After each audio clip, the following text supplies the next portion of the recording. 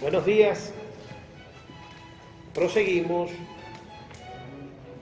en la casa José Rafael Pocaterra, en Valencia, Estado Carabobo, a propósito de la conmemoración de los 200 años de la Batalla de Carabobo. Hoy nos acompaña el doctor José Rafael Otazo. De fondo tenemos esta maravillosa obra del autor venezolano Cuervo, llamada La Diosa. Correcto.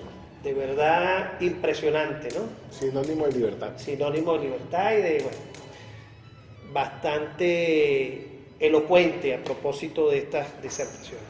Bueno, hoy el doctor José Rafael Otazo en esta nueva entrega nos estará hablando de Pedro Briceño Méndez. Así es. Por cierto, hay una calle aquí en Valencia que lleva su nombre. En honor a él. En honor a él. Pedro Briceño Méndez, por cierto, casado con una hija del Libertador, con una sobrina del Libertador, hermano de Nicolás Briceño Méndez, imagínate tú. O sea, dos grandes de la historia. Dos titanes. Dos titanes de la historia.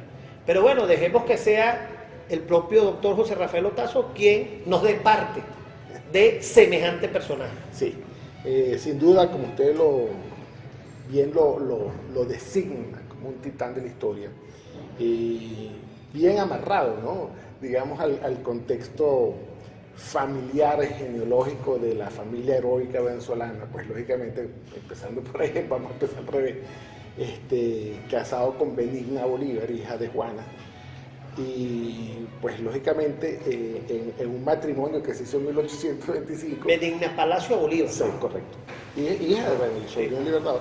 Pero en 1825 se casan estos cristianos y es su mamá, la madrina, pero con un padrino de lujo que no fue nada más y nada menos que el general José Antonio Páez. Imagínate. Entonces, eso lo que hace es cerrar, tú sabes, de alguna manera esas tradiciones, ¿no? Heroicas, pues al calor de la batalla se han hecho esas amistades, se han forjado esos lazos, esos vínculos entre pues toda esta gente que luego va a condescender o que ya viene de la gesta heroica de la batalla de Carabobo. O sea, una doble responsabilidad. Total. Pero entonces este venezolano que hoy traemos a colación, Briceño Méndez, Pedro Briceño Méndez, es un hombre que nace en Barinas. Y siendo un joven llanero también fue un muchacho muy talentoso. Estudió en la Universidad de los Andes, de ahí se graduó de bachiller en artes. En arte, sí. Sí. Y luego se va a Caracas, a la Universidad de Caracas. Claro, que un bachiller, disculpa, que un bachiller en ese tiempo histórico representa a un maestro de esa época. Pues.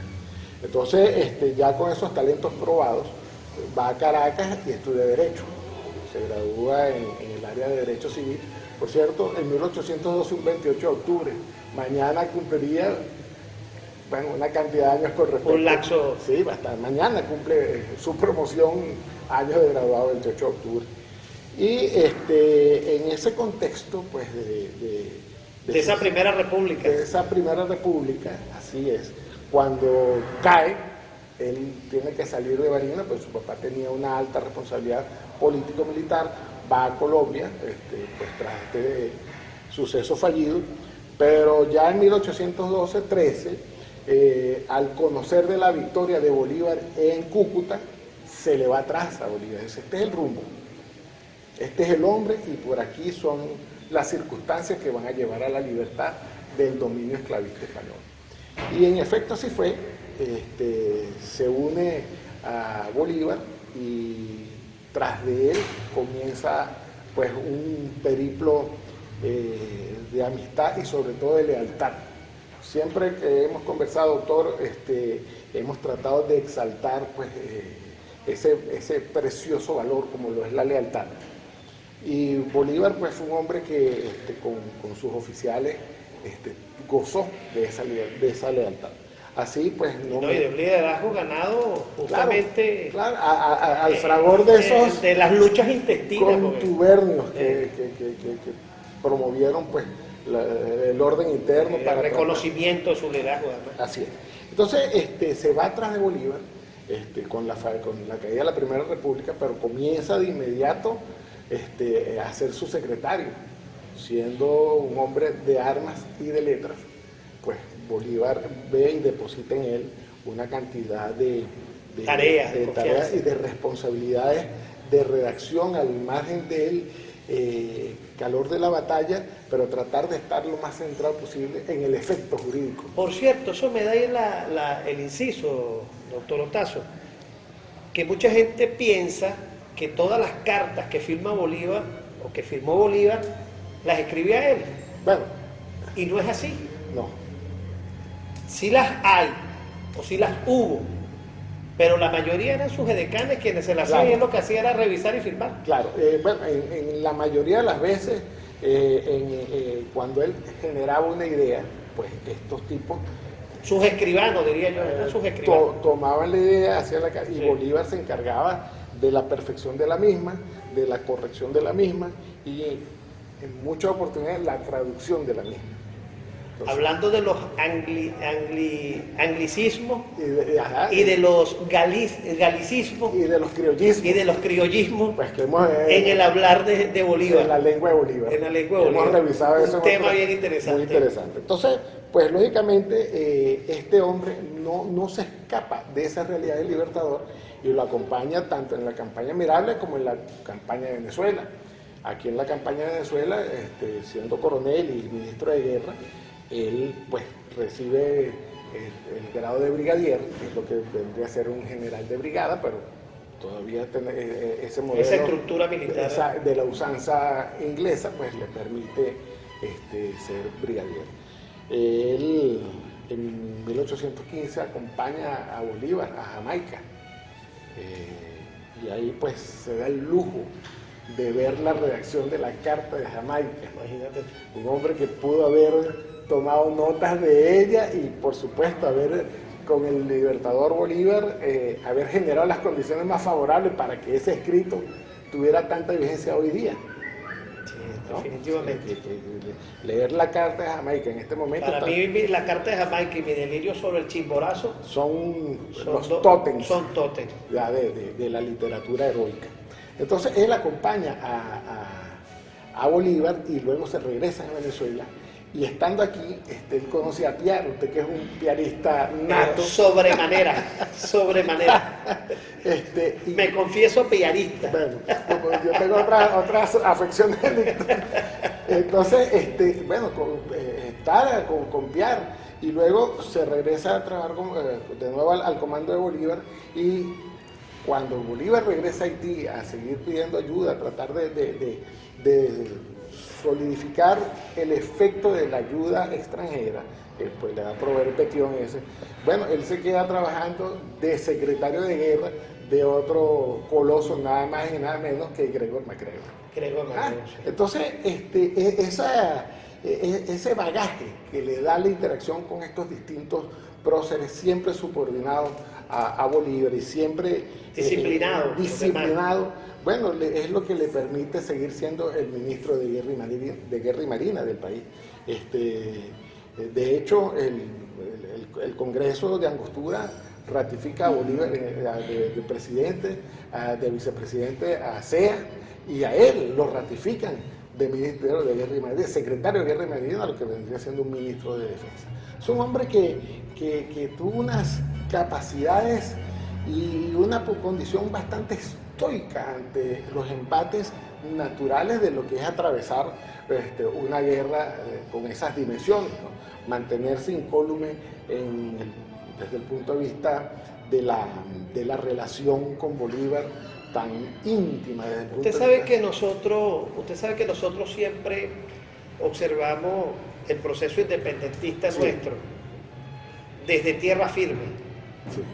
Pero hay un elemento que hay que trabajarlo, que es el tema del mar. Indudablemente. El tema del mar, el hecho de montarse en una embarcación de esa época, al rigor de las tempestades, Indudablemente. o de las ventiscas.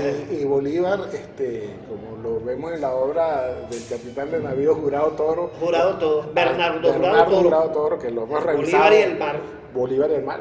Ahí queda demostrado pues que Bolívar tuvo que utilizar el medio marino, incluso con el mismo Briceño Méndez, que estuvo con él al fragor Sí. pues, del Caribe, yendo a Haití, yendo a Jamaica, revisando el Caribe, Sí. yendo a las costas, y pudo disfrutar de la compañía de Bolívar o en la tranquilidad. Como ningún otro.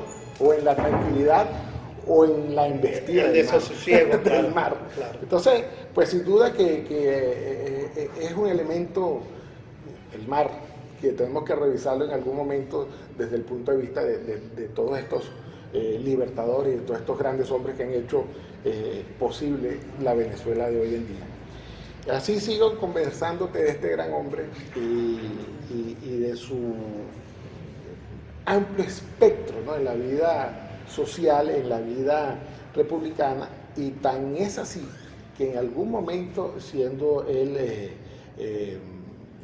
diputado, él se mide en elecciones con Francisco de Paula Santander y le gana de Paula, porque si no él hubiese sido el Dato vicepresidente. interesante. Hubiese sido el vicepresidente de la Gran Colombia, que siendo Bolívar presidente. No especulemos, no especulemos. ¿Qué hubiese ocurrido, no? Entonces, bueno, pero Es una provocación. por supuesto. Ahora, pero en estos días tan controversiales que hemos vivido, pues lógicamente tener esa referencia de un hombre que fue y se midió y que por nada fue el vicepresidente, oye, hay que respetar No eran los tiempos de la calma chicha. no eran los tiempos, indiscutiblemente. Y yo creo que eso lo hemos asimilado. En este momento nos siguen, la calma chicha no nos ha provisto del temple, ¿no?, para seguir nuestros estudios inmersos en la historia.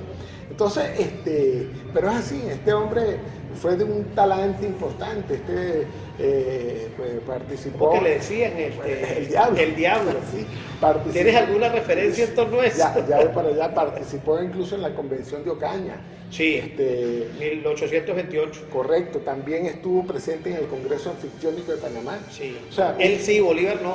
claro, y eso es importante recalcarlo, que para la presencia en ese Congreso Anfictiónico de Panamá, donde cifraba Bolívar esperanzas fuertes sobre la reagrupación de América contra los imperios, fue él... Punto de vista diplomático de la época, ¿no? Claro, y entonces ahí es donde yo voy a hacer esta exaltación de Pedro Briceño Méndez junto a don Pedro Gual, que fueron los encargados de alguna manera de Los emisarios. la organización diplomática, de recibir a los plenipotenciarios y a los enviados o emisarios especiales con características plenipotenciarias para tratar de definir los protocolos y los arreglos y tratados en contra del imperialismo.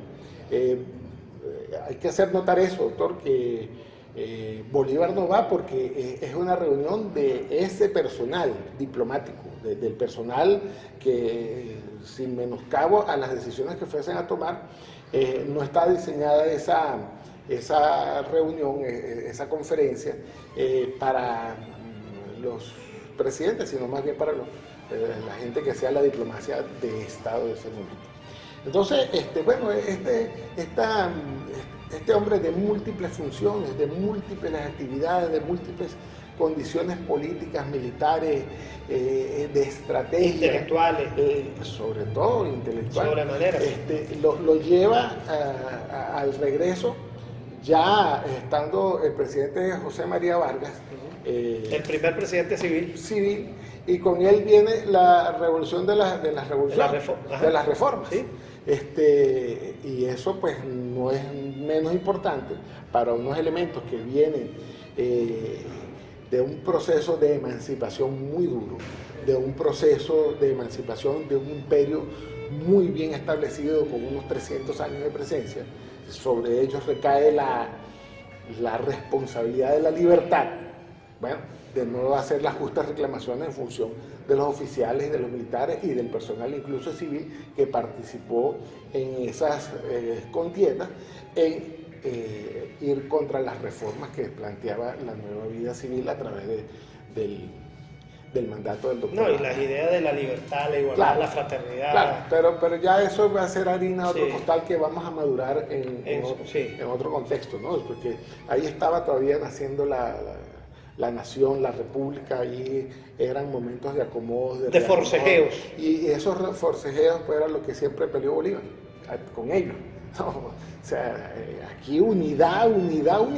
Sí. No puede haber otra cosa, bueno. Entonces, pero bueno, como todo, ¿no?